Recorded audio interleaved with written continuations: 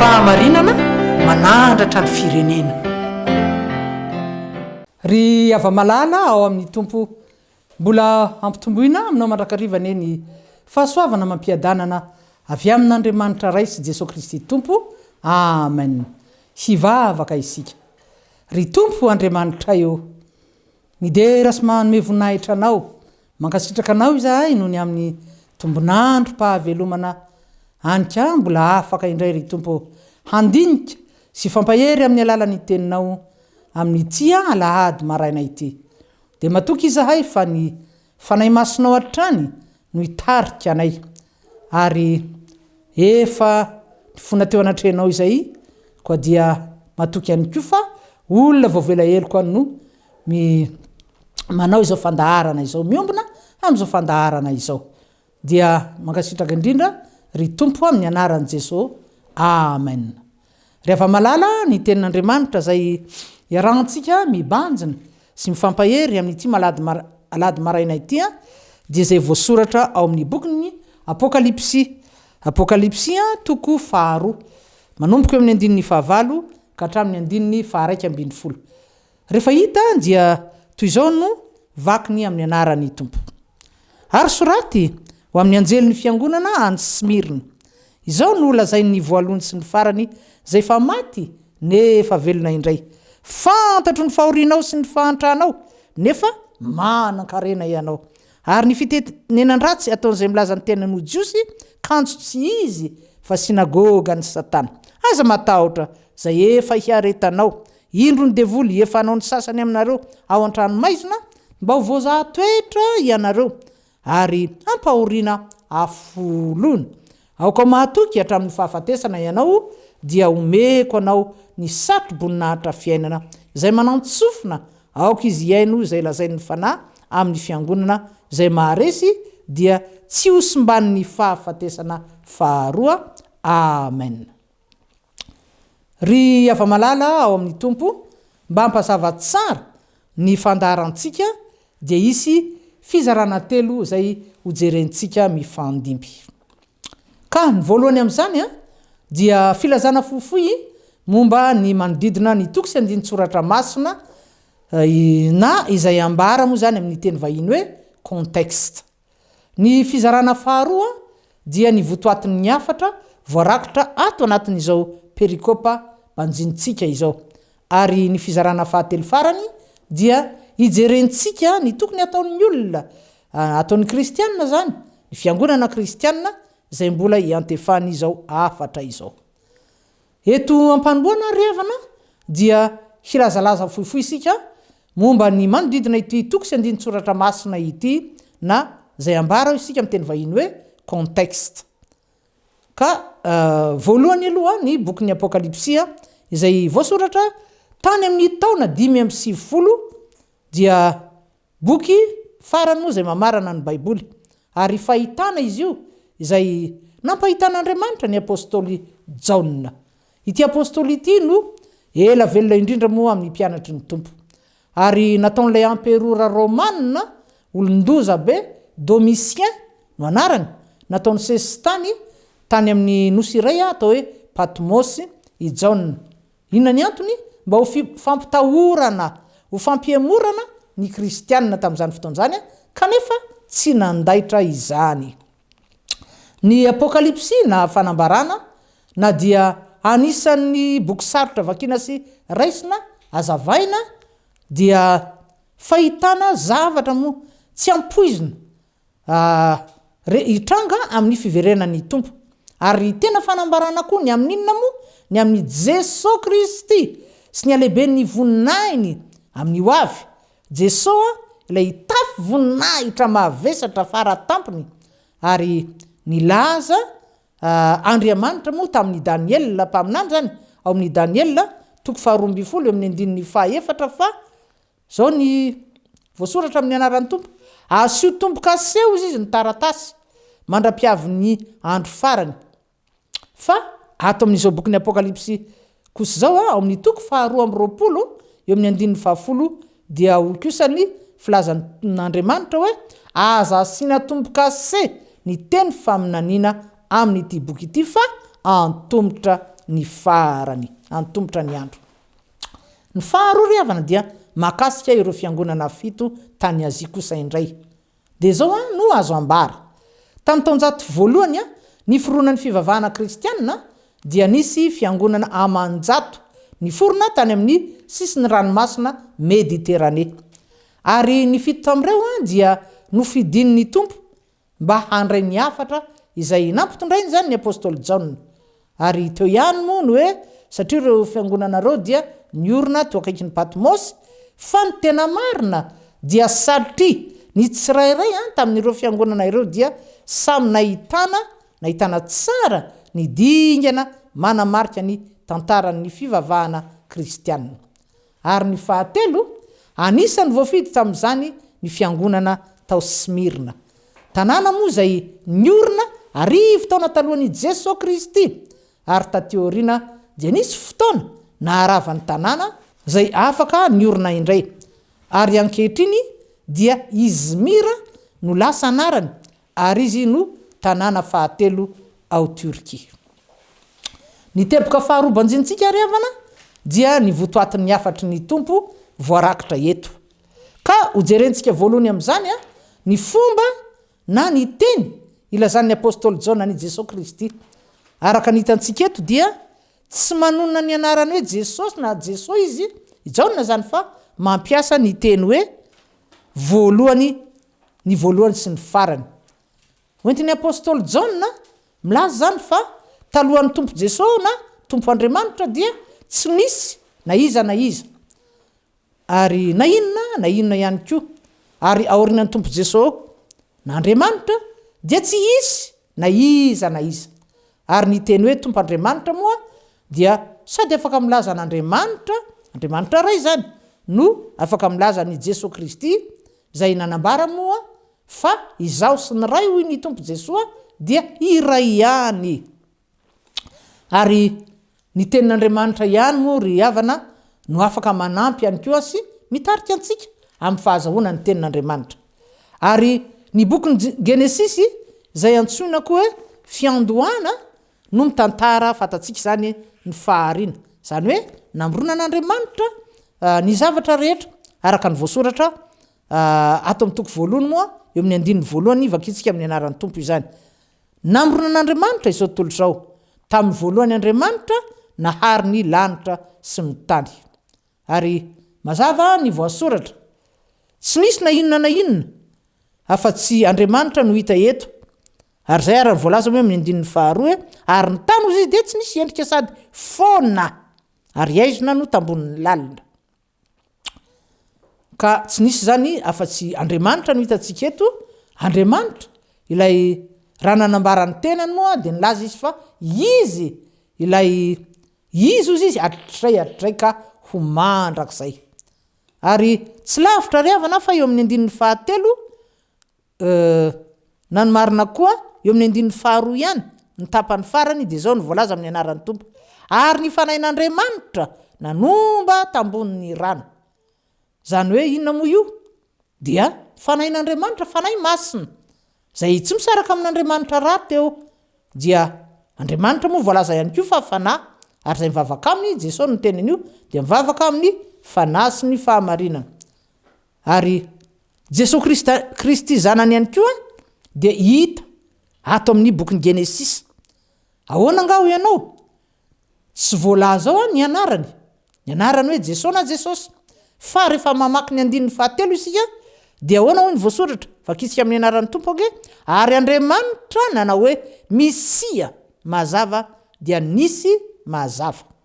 Andriamanitra nanao hoe Misia mazava dia nisy mazava. Zany hoe ny teny Andriamanitra. Zany hoe ny tenin'Andriamanitra no nahatonga ny mazava hiforona.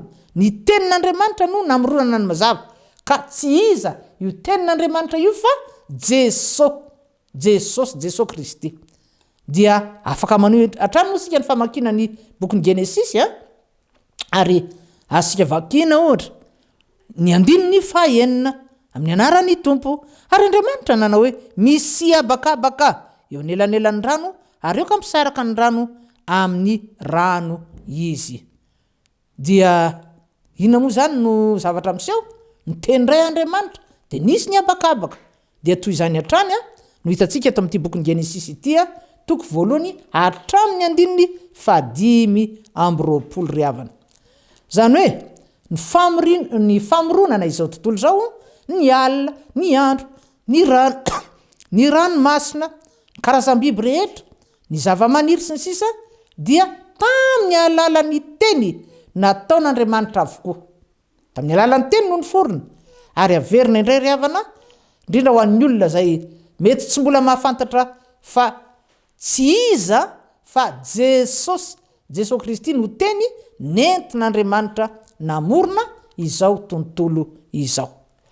Ny famoronana ny olombelona moa dia fantatsika fa tsy mitovy amin'ny famoronana izao tontolo izao satria Andriamanitra rehefa namorona ny olombelona dia nisahirana na nisy fisahiranan'Andriamanitra manokana raha namorona antsika olombelona izy. Koa raha miverina ary isika eto amin'ity Apokalipsy toko 2 andininy 9 ity dia tokony azontsika tsara zany ny antony ilazan'ny apôstôly Jaona any Jesosy hoe na Jesosy ilay voalohany sy ilay farany.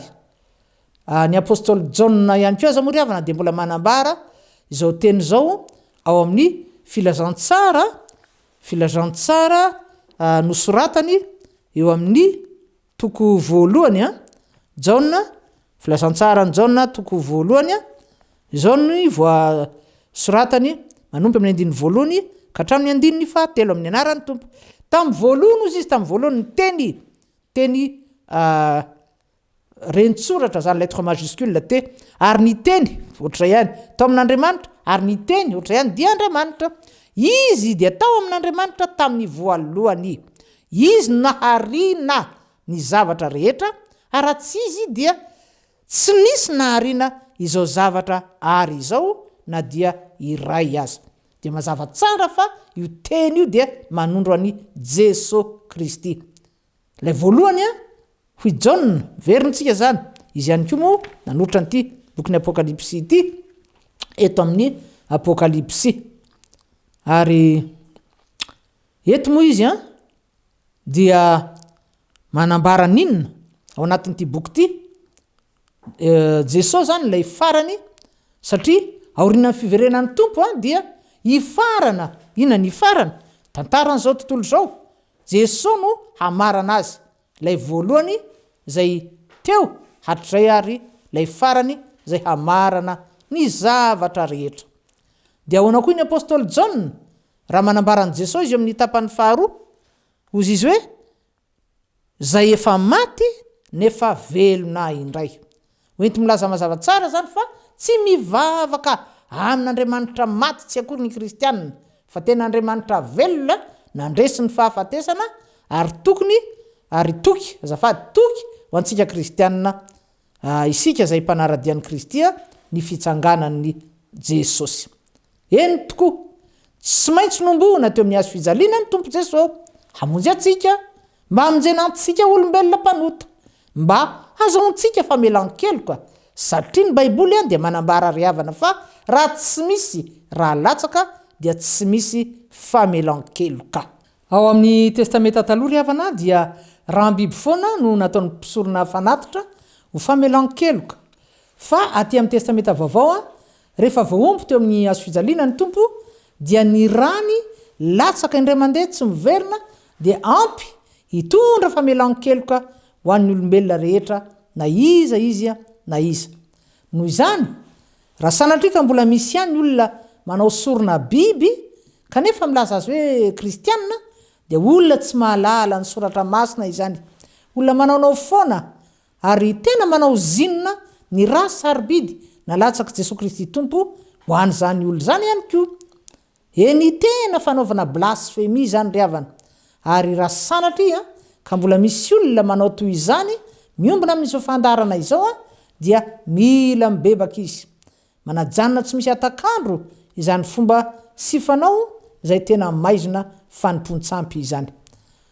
Ry havana fantatsika ihany koa fa tsy nahatana any Jesosy Kristy ny fasana ka raha nievitra zany nyfaritra sy nympalora-dalàna fa vitatreo ny amin'ny jesosy rehefa vaombo tamin'ny azo fijaliana izy ka maty dia ny saina toy izany ihany koa satana sy ny devolo firongona ary tsy fantatra izy ireo fa ny fanomboana any jesosy ange ka planin'Andriamanitra hoentina manavitra ny olombelona rehetra ary tsy maintsy hitsangana io zanak'Andriamanitra io diso paika riavana ny faritra eo sy ny mpanora-dalàna niaraka taminy Lucifera satana Belzeboba sy ny firongony ary azo inona mihitsy fa ny varaontsana rehefa naresy nahita fa natsangan'Andriamanitra tamin'ny maty ny zanan'ilay tokana ary ny apôstôly Paoly ihany koa moa dia milaza fa ny fanahin'Andriamanitra no nanangana ny tompo tamin'ny maty satria miaraka trano moa Andriamanitra ray zanaka ary fanahy masina eny ary riavana rehefa nitsangana Jesosy dia sady tsy maty fa velona mandrakizay ary ny olona rehetra izay mino azy mandray azo tompo sy mpamonjy mpanjaka ny fiainany nanaiky aninona moa zany hibebaka hiala amin'ny ratsy fanao sy ny fanao ratsy amin'ny zavatra mifanohitra amin'ny sitrapon'Andriamanitra ny olona izay manaiky ho diovy ny rany Kristy mitondra ny mariky ny rany Jesosy Kristy dia voasoratra ny an-danitra ny anarany ary dia andova ny fiainana maharitra mandrakizay miaraka amin'ny tompo ao amin'ny lampan'Andriamanitra ray ary ao amin'ny apokalipsy ao ihany no ahitantsika fa misy fahasambarana mandrakizay tsy manam-pahatamperana miandry ny olona toy izany araka ny voasoratra ao amin'ny bokin'ny apokalipsy toko fa 4:17 mivaky toy izao amin'ny anaran'ny tompo manao hoe ary naharefeo avy tany an-danitra ao nanao hoe soraty sambatra ny maty dia izay maty ao amin'ny tompo hoindro hatramin'izao eny ny fanafa hitsahatra amin'izay ny sasarana izy ary ny asany manaraka azy araka izany revana mizara roa miavaka tsara ny olona maty tsy ny olona maty rehetra no voalaza hoe sambatra fa ny maty ao amin'ny tompo fantaniana tena izy dia tsy hoe inona hono nahafaty ilay olona pesta vesa kolera sa AVC fatapana lalan-drà sa accident fa ny fantaniana tokony hipetraka dia izao maty tao amin'ny tompo ve lay olona sa tsy maty tao amin'ny tompo fa raha sanatry ny vava aladiny lela ka tsy maty tao amin'ny tompo dia mazava ho azy fa very mandrakizay na ho very mandrakizay any amin'ny helo mirehitrafo zay tsy mety maty ary tsy maty any koa lay olona ny fahamarinana fahatelo farany dia ny tokony ataon'ny olona ataon'ny kristianina zany ny fiangonana zay mamaky ity apokalipsy ity marina fa ho an'ny kristianina tany Smirna moa nanoratana fa efa 4 taona lasa tany ho any saingy ny kristianina velona tamin'izany efa nodimandry fa isika zay mbola velona ny anty efa ny tenin'Andriamanitra zany hoe izaho sy ianao isika zay mamaky sy mandinika ny baiboly ary mangetaeta anao ny sitrapon'Andriamanitra azo fitinina ho fahamarinana telo no voarakitra eto riava mahalala ka ny voalohany dia ny voalaza eo amin'ny 9:7 izay averintsika vakinaingana amin'ny anaran'ny tompo fantatro ny fahorianao sy ny fahantrahanao nefa manan-karena ianao ary ny fitenenana ratsy ataon'izay milaza ny tenan'o jiosy kanjo tsy izy fa sinagoga ny satana ny mpino kristianina atao Smirna dia tena ny aina ny fahamarinana ny tenin'Andriamanitra zay ambarany apôstôly Paoly moa ao amin'ny Romanina toko 12 eo amin'ny 2 zany hoe tsy mba nanaraka fanao zao tontolo zao fa efa niaina ny voasoratra hoe miova amin'ny fanavozana ny saina amantarinareo ny sitrapon'Andriamanitra zay tsara sady ankasitrahana no marina ny teny hoe sinagoga ny satana eo amin'ny tapany farany indrindra eto amin'ny 7 riavana dia manambara inona fanoerana mahery vaika ny finoana ny fivavahana kristianina ary tena nisy zany satria ny jiosy izay velona tamin'ny taonjato voalohany moa dia betsaka no mbola piatsara velatsy zany hoe niseho tsara kanefa tena ratsy mpandainga nandainga ary tsy iza moa fa satana no rainy lainga araka ny nanambaran'i Jesosy Kristy azy. Fa ny mpino kristianina tao amin'ny fiangonan'ny Smirna kosa izay notombanan'ny olona nipijery tety ivelany zany hoe nahantra araka ny voasoratra eto dia tena nanan-karena teo mason'ny tompo satria sady mpino no efa nibebaka ary ny fiangonana toy izany no tena mahafaly an'Andriamanitra. Ny faharoa dia ny 10 tsy matahotra ny kristianina ny fiangonana satria maninona manana an'Andriamanitra manana ny Jesosy Kristy ho mpiaro Jesosy lay efa nanambara hoe efa nomena ny fahefana rehetra ny an-danitra sy ety an-tany. Fahefana amin'inona moa zany amin'ny zavatra rehetra amin'ny satana sy ny fanahy ratsy amin'ny olona rehetra na iza eny amin'ny olona zay mitady hamely ny mpianatry ny tompo. Andriamanitra efa niteny eo zao iady anareo izy fa inareo kosa hangina. Ary Jesosy koa moa efa niteny ry havana tadidinao angamba hoe indro izy izao momanareo mandrakariva ambara-pahatonga ny fahataperana zao tontolo zao. Zany hoe tsy misy na dia ampana segondra aza anadiny ny tompo ny mpianany zany hoe ny rahalany ny mpanompony. Fa eto dia mampiomana antsika ny tompo mampiomana izy ny amin'ny fizahanttoetra sy ny fahoriana zay mety iseho ary tsy natao ampitahotra ry havana ny tenin'Andriamanitra fa mba hahafana miomana tsara satria ny tampoka tsy mahalela. Misy moa ny fiteny vahiny milaza hoe un homme averti en vaut deux. Ary ny fahamarinana fahatelo dia ny voalaza amin'ny 112 tapany faharoa manambara hoe amin'ny anaran'ny tompo zay maharesy dia tsy hosimbany ny fahafatesana faharoa. Eny ry havana rehefa misy ny ady moa dia ahitana fa misy ny olona resy ary misy olona mandresy maharesy ary zay maharesy ho ny teny eto zay maharesy dia tsy hosimbany ny fahafatesana faharoa.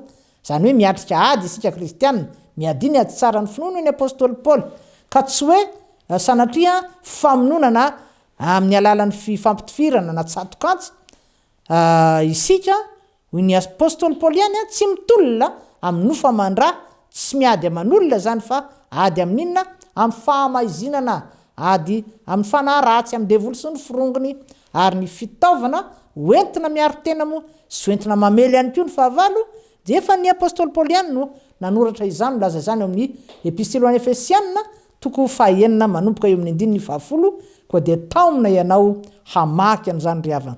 Isika kristianina rahateo manana ny tompo isika miaraka amin'ny tompo izay tompony hery sy ny fahefana manana fahefana amin'ny zavatra rehetra ny olona rehetra amin'ny fahavalontsika amin'ny satana sy ny firongony izay maharesy dia tsy hosimbana amin'ny fahafatesana faharoa. Ny fahafatesana faharoa tsy inona izany fa ny fandovana ny kely mirehitrafo zay namboarina ho an'izy ho an'ny Lucifera satana Belzeboba sy ny firongony ary tsy voakasika izany ny olona zay efa naninona efa nibebaka efa lasa olom-baovao amin'ny Kristy efa nateraka indray ary efa mahazo antoka fa voadio ny rany Jesosy ary voasoratra ny an-danitra ny anarany. Rehefa malala engane izany afatry ny tompo izany amelombelona mandrakariva ny fanantenantsika sy ny finoantsika fa hiverina tsy ho ela Jesosy Kristy ary engana isika samy haharitra fa zay maharitra hatramin'ny farany ihany no vonjena. Amen. Hivavaka isika. Mankasitraka anao zay tompo no ny amin'ny teninao ary dia matoky izay fa amelombelona mandrakariva anay ny teninao mandra-piverina eny amin'ny rahony lanitra ary mankasitraka ry tompo dia ho anao ny dera Andriamanitra ray sanaka ary fanahy masina amin'ny anaran'i Jesosy Kristy fitiavana mifona mandrakariva anay ankavanany ray. Amen. Dia tapito indray ry havana ny fahandarantsika koa dia manao velomanao tahin'Andriamanitra ary dia afaka herinandro indray raha mbola tsy tonga ny tompontsika. Veloma indrindra tompoko. Fahamarinana manandratra ny firenena.